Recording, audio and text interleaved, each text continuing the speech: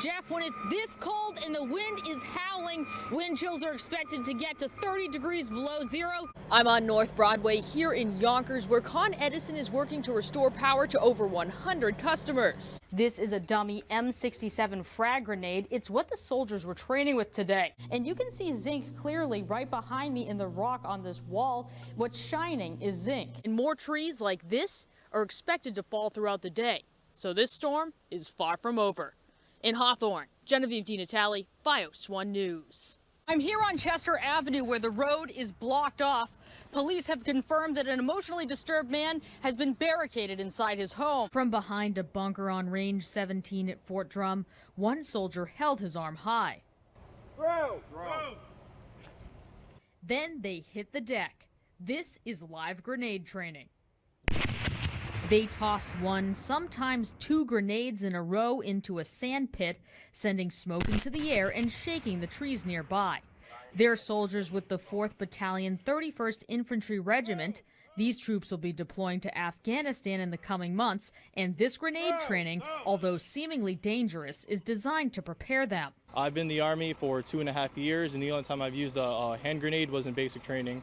So this is a good training right before we go so we can get more familiarization on these weapons. This is a dummy M67 frag grenade. It's what the soldiers were training with today. Its kill zone is a radius of about 15 feet.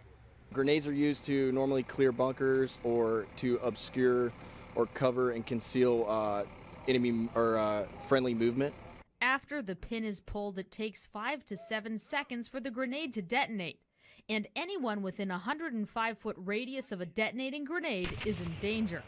But for these troops in the 10th Mountain Division, who train as they fight, it's just another day at work. Genevieve DiNatale, 7 News. Across the street from this church in Pelham is the home of 60-year-old Danny Manich. The Westchester District Attorney's Office announced yesterday he was arrested on May 3rd after he was allegedly caught in an online sex sting.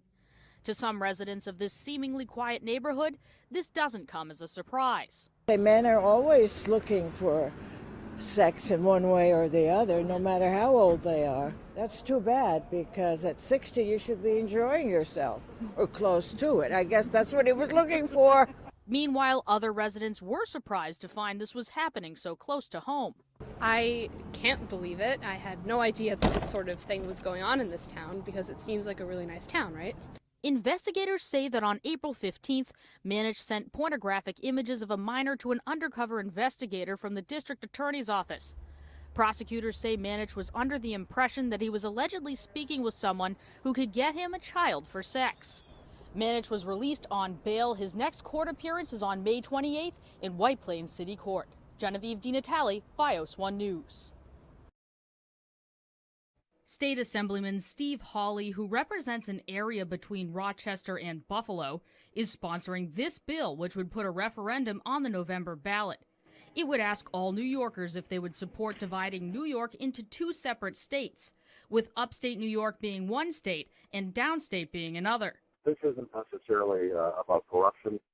It's not Republican and Democrat at all. It's not the governor versus upstate or anywhere else.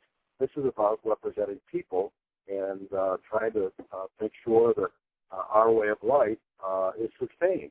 Hawley maintains that this is an issue of representation, and the executive director of the New York State Association of Counties says this certainly isn't the first time the idea of splitting New York has come up over the years. So oftentimes the upstate culture clashes with the downstate culture or the downstate values.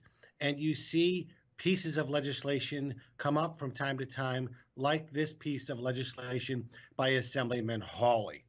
As for how the state would handle the split, a spokesman from the governor's office said that he has no idea how that would come to pass. And, quote, "I'm sure neither does any of the politicians who are cynically pushing this." There is pandering, and then there is the Godzilla of pandering. This divisive and unserious press release isn't worth the paper it's printed on. But Hawley maintains that he isn't cynical. Anyone that knows me knows that I don't have any cynicism in my character. As for what it would be called if it does split? Well, I don't know. The president recently called it Upper New York. New Amsterdam, there's New York. The bill is currently in committee. Genevieve DiNatale, 7 News. What's called a bomb cyclone hit the Hudson Valley, bringing with it heavy rains and winds that knocked down trees and power lines. Take a look at this tree in Hawthorne that fell on top of a home on Marietta Avenue around 11:57 Wednesday night. Trees like this fell in Greenberg and Putnam Valley as well, resulting in the closing of a portion of Dobbs Ferry Road. The National Weather Service issued a wind advisory for the Hudson Valley region until 6 o'clock Thursday night. West winds are expected at 20 to 30 miles an hour, with gusts of up to 65 miles an hour, making travel especially difficult for high-profile vehicles. And more trees like this are expected to fall throughout the day, so this storm is far from over. In Hawthorne, Genevieve DiNatale, FiOS 1 News.